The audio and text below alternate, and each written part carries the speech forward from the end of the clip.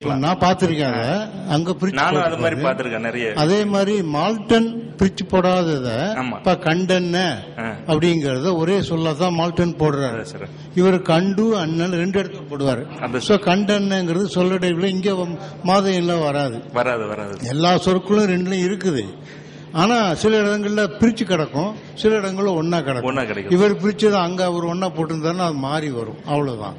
மற்றபடி அவங்க நெறிமுறைகள்ல கொஞ்சம் வித்தியாசம் இருக்கிறதுனால அந்த சொற்கள் இருக்கிற மாதிரியும் இல்லாத மாதிரியும் தெரியும். இப்போ இவங்க அஞ்சன உருவன் அப்படின்னு ஒரு வார்த்தை இருக்கு. அது திருமாலையும் குறிக்குது. இது கண்களை உடைய அப்படிங்கிற ஒரு இதுல அருகால் பறவை இதையும் மூணா பிரிக்கலாமா, ரெண்டா பிரிக்கலாமா, ஒன்னா பிரிக்கலாமா அப்படின்னு சொல்லி நிறைய விவாதங்கள்லாம் வந்தது இல்லையா. அது சில பேர் சில பதிப்புகள்ல மூணாவே பிரிச்சு போட்டிருக்காங்க. சில பதிப்புகள்ல ஒன்னா பிரிச்சு போட்டுருக்காங்க. அவரு சார் PR சுப்பிரமணியம் சொன்ன மாதிரி அரு டேஷ் கார் டேஷ் பறவைன்னு போட்டு மூணாவும் பார்த்துக்கோ ஒன்னாவும் பார்த்துக்கோ அப்படின்னு போட்டுக்கலாம் அப்படின்னு ஒரு சொல்யூஷன் கொடுத்தாரு. அது ரொம்ப அருமையான சொல்யூஷன். கோதன்ராமன் சாரோட பேசிட்டு இருக்கும்போது நான் அது பிரசன்ட் பண்ணும்போது செல்வன் ஆகுது அப்படிங்கறத பிரிச்சுட்டேன். நீங்க பிரிக்கவே கூடாதுன்ட்டாரு. செல்வனுடைய அப்படிங்கறது உடையங்கிறது ஏன் பிரிக்கிறீங்க, கேஸ் மார்க்கர் எல்லாம் பிரிக்க கூடாது, பிரிக்கிறீங்க அப்படிங்கிட்டு.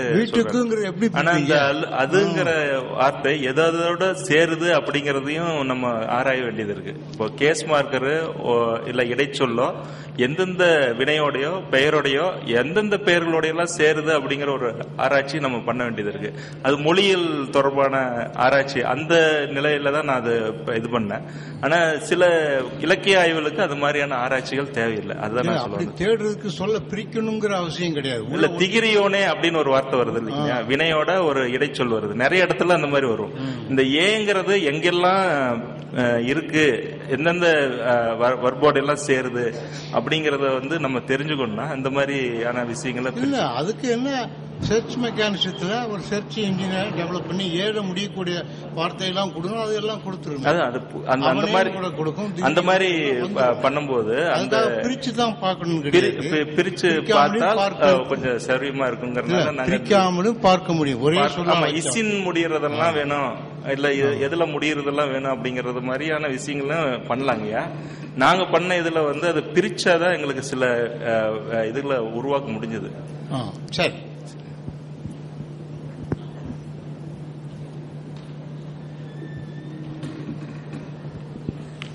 வேறு வினாக்கள் ஏதும்? வினாக்கள் ஏதும் இல்லை என்றால் வினாக்கள் எழுப்பிய மூத்த பேராசிரியர்கள் சேவை சண்முகம் ஐயா அவர்களுக்கும் பேராசிரியர் பாண்டியராஜன் அவர்களுக்கும் கட்டுரையாளர் உமாராஜ் அவர்களுக்கும் நன்றி கூறி அடுத்த கட்டுரையாளர் பேராசிரியர் பாரா சுப்பிரமணியம் அவர்கள் அகராதி போன்ற அகராதிகளை தயாரித்தலே முக்கிய பங்கு வகித்தவர். மொழி அறக்கட்டளை என்ற ஒரு அறக்கட்டளை தொடங்கி அதன் வழியாக பல சிறந்த நூல்களை வெளியிட்டுக் கொண்டிருக்கின்றார். பேராசிரியர் அவர்கள் தங்களுடைய ஆய்வு திட்ட அலுவலராக இளமாறன் அவர்களுடன் இணைந்து இப்பொழுது தன்னுடைய கட்டுரையை வழங்க இருக்கின்றார்.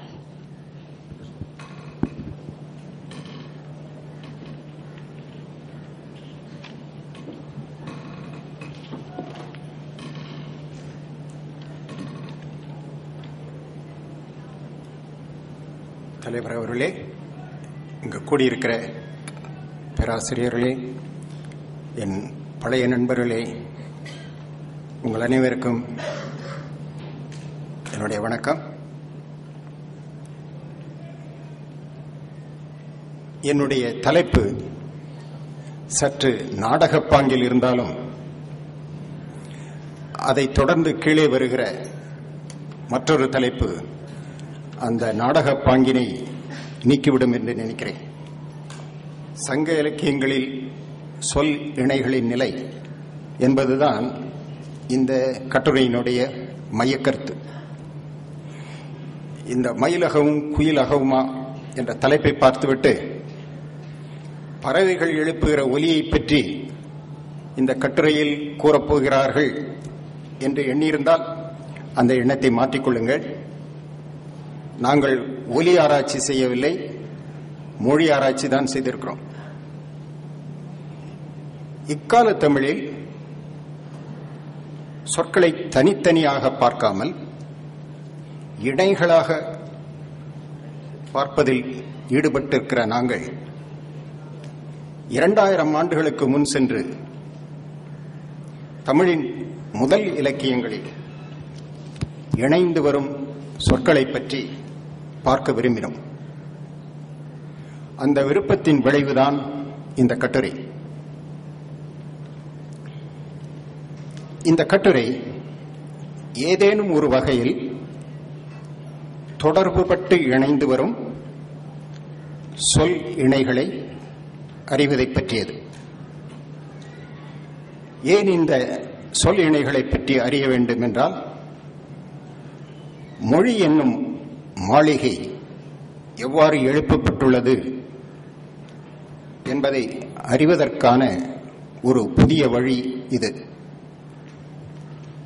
என்னுடன் பணிபுரியும் இளம் ஆய்வாளர் இளமாறன் எங்கள் ஆய்வுக் கட்டுரையை உங்களுக்கு வழங்குவார். இது நான் கலந்து கொள்ளும் 4வது உலகத் தமிழ் மகாநாடு. 1960களில் நான் பேராசிரியர் வாய் சுப்பிரமணியம் அவர்களிடம் ஆய்வு மாணவனாக இருந்தபோது பேராசிரியர் வாய் சுப்பிரமணியம் என்னை போன்ற இளைஞர்களை ஊக்குவித்தார். முதல் உலக மகாநாட்டிற்கு கட்டுரை அனுப்பும்படியாக எங்களை எல்லாம் ஊக்குவித்தார்.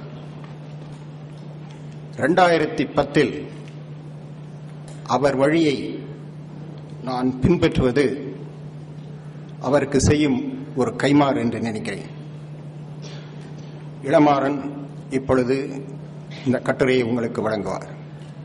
நான் அதற்கு முன்னால் ஓரிரு வார்த்தைகள் for Christina Moro. This is a small article on the word combination of Tamil, what we find in the Sangam literature. So 2000 years ago, what are the combinations, word combinations? And we are going to say something about the continuity and some of the combinations which are not coming down to the present day. And this is an interesting observation which my younger colleague will explain to you. அனைவருக்கும் என்னுடைய முதற்கண் வணக்கத்தை தெரிவித்துக் கொள்கிறேன். இந்த கட்டுரையில் என்னை இணையாசிரியராக இணைத்து எனக்கு இங்கு படிக்க வாய்ப்பளித்த பேராசிரியர் பரா சுப்பிரமணியன் ஐயா அவர்களுக்கு என்னுடைய நன்றியை தெரிவித்துக் கொள்கிறேன். கட்டுரையின் தலைப்பு மயில் அகவும் குயில் அகவுமா, சங்க இலக்கியங்களில் சொல் இணைகளின் நிலை. பிற மொழியை நாம் கற்கும் போதும் நம் மொழியை பிறருக்கு கற்பிக்கும் போதும் அந்தந்த மொழியின் இலக்கணத்தை அறிந்து கொள்வது என்பது மிக அடிப்படையானது. இலக்கணத்தை அறிந்து கொண்டதுடன் சொல் வளத்தை பெருக்கிக் கொண்டாலும் மொழி நம் வசமாகி விடுவதில்லை. இலக்கணத்திற்கும் சொல் வளத்திற்கும் அப்பால் அறிய வேண்டிய நுட்பங்கள் சில உள்ளன. இந்த நுட்பங்களை அறிந்து கொண்டால்தான் மொழியை எழுதுவதும் பேசுவதும் மிக இயல்பானதொன்றாக அமையும். இக்கால தமிழில் ஒரு செயலை நிகழ்த்துதல் என்னும் கருத்தை தரக்கூடிய வினைச்சொற்களான செய், புரி, இழை ஆகிய 3ம் குற்றம் என்ற பெயர் சொல்லோடு இணைகின்றன. குற்றம் என்ற பெயர் சொல்லோடு இணையும் போது குற்றம் செய்தான்